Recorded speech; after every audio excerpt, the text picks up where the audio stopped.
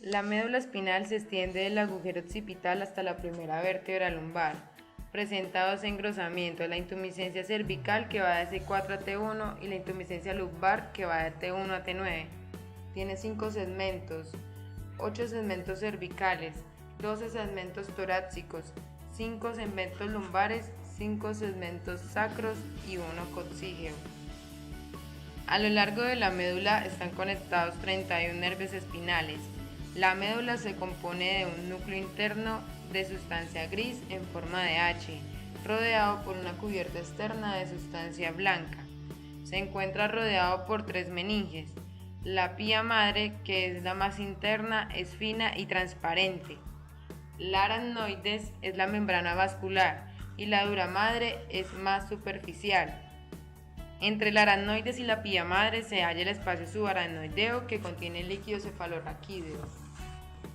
En su anatomía externa, las principales funciones de la médula son la locomoción, los reflejos y la conducción aferente y eferente. De T2 a T8 no poseen mayor movilidad porque son del tronco. De L1 a L2 poseen mayor movilidad porque son de miembros inferiores. La raíz nerviosa dorsal o posterior contiene los cuerpos celulares de las neuronas sensitivas procedentes de la periferia. Se observa la raíz dorsal, la rama dorsal, el ganglio raquídeo y el nervio espinal. En la raíz nerviosa ventral o anterior contiene axones de las neuronas motoras y conduce impulsos procedentes de la médula y dirigidos hacia la periferia. Se observa la rama ventral y la raíz ventral. Tractos ascendentes. Organización anatómica de un impulso nervioso. Todos estos núcleos y tractos son los que nos permiten la transmisión de los impulsos nerviosos. La mayoría de ellos se llevan a cabo por 3 neuronas. La primera neurona, donde su cuerpo se encuentra en el ganglio radicular posterior y una prolongación periférica, conecta con una terminación receptora sensitiva, mientras que una prolongación central penetra la médula espinal a través de la raíz posterior para hacer sinapsis con la segunda neurona, dando lugar a un axón que se cruza y asciende a nivel del sistema nervioso central, donde establecerá sinapsis con la tercera neurona, la cual suele estar en el tálamo unida a una fibra de proyección hacia la corteza cerebral. Tracto espinotalámico anterior. La vía espinotalámica anterior conduce sensaciones del tacto leve y presión a través de las terminaciones nerviosas libres de la piel. Su primera neurona entra posteriormente en la médula espinal, hace sinapsis con la segunda neurona y esta cruza la médula espinal hacia la sustancia blanca anterior, para luego ascender hacia el tálamo donde hace sinapsis con la tercera neurona que se proyecta en la corteza parietal. La lesión causa pérdida contralateral de la sensación del tacto. Tracto espinotalámico lateral.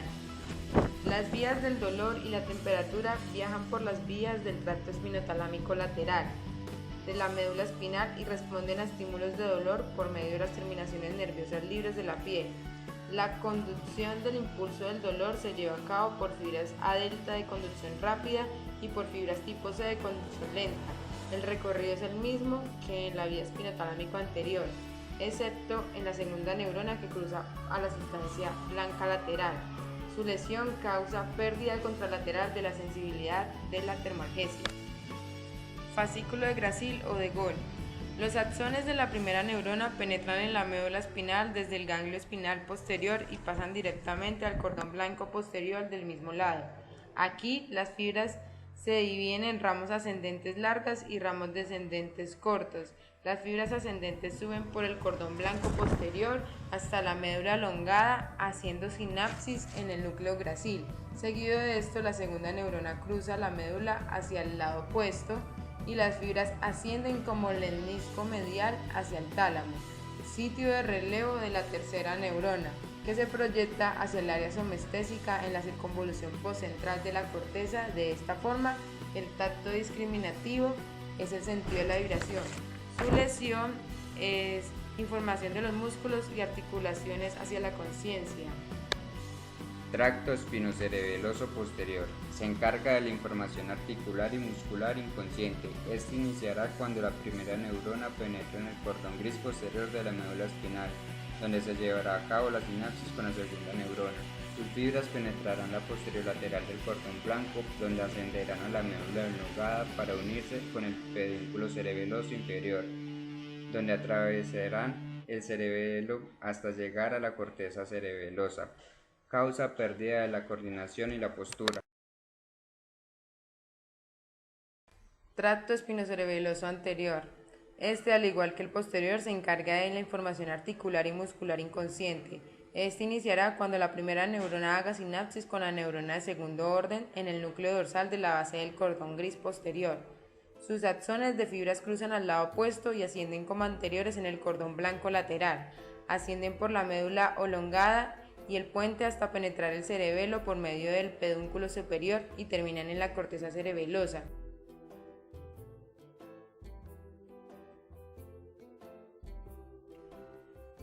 Fascículo cuneo-cerebeloso. Se forma por fibras del fascículo cuneiforme, que una vez finalizan en la neurona de segundo orden de este núcleo, hacen relevo y siguen como axones de las neuronas de segundo orden hacia el cerebelo, a través del pedúnculo cerebeloso inferior. De esta manera se transmite información del sentido articular y muscular. Su lesión causa pérdida de la sensibilidad músculo-articular.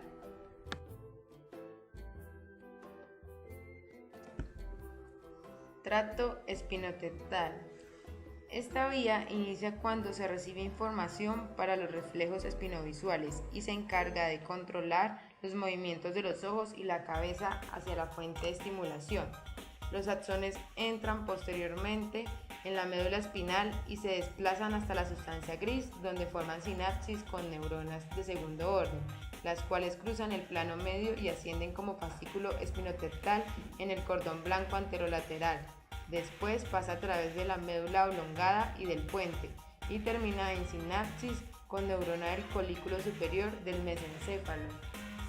Fascículo espinoreticular. Proporciona una vía aferente para la información reticular, la cual influye de manera importante en los niveles de conciencia. Los axones entran en la médula espinal desde los ganglios reticulares posteriores y terminan en neuronas de segundo orden.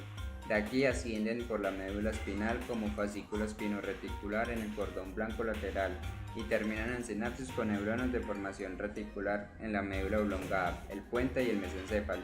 Su lesión podría causar daño en procesamientos de información dolorosa y las emociones asociadas.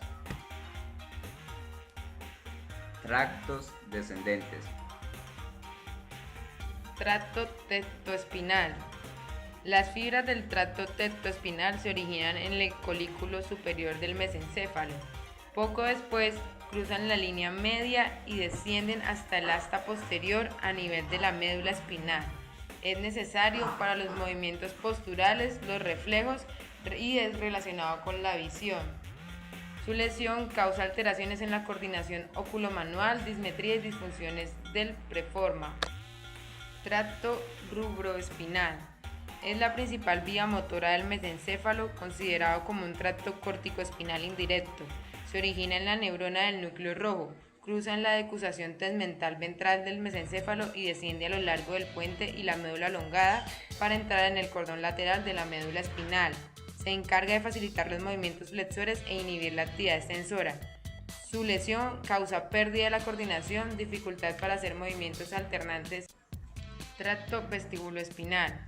Los núcleos vestibulares ubicados en el bulbo raquídeo reciben fibras aferentes del oído interno a través del nervio vestibular y del cerebelo, formando el tracto vestibuloespinal, el cual desciende sin cruzar a través del bulbo raquídeo y de la médula espinal, en el cordón blanco anterior haciendo sinapsis con la neurona motora inferior.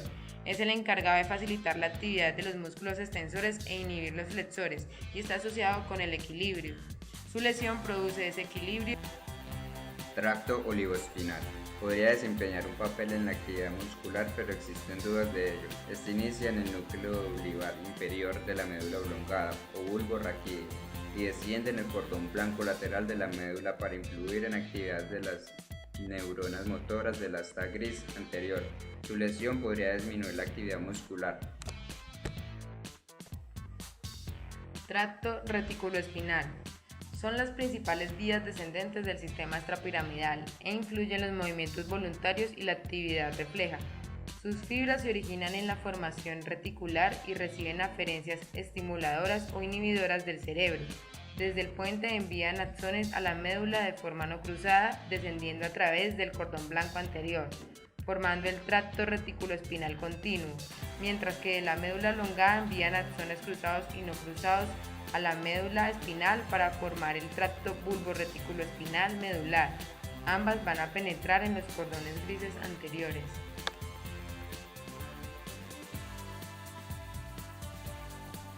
Tracto corticoespinal. Es el encargado de movimientos finos que requieren destreza. Sus fibras nacen como axones de las células piramidales, en la corteza motora primaria, secundaria y lóbulo parietal. Las fibras descendentes convergen en la corona radiada y continúan a través de la base del pedúnculo mesencefálico. Al entrar al puente, este fascículo es separado en haces por las fibras puntocerebelosas transversas, ya que en la médula elongada las haces se agrupan formando una tumefacción denominada pirámide y entran en el cordón blanco lateral descendiendo como tracto corticoespinal lateral. Las fibras restantes no cruzan, sino que descienden por el cordón blanco anterior y la médula espinal como tracto corticoespinal anterior. Su lesión produce parálisis contralateral, espasticidad e hiperreflexia.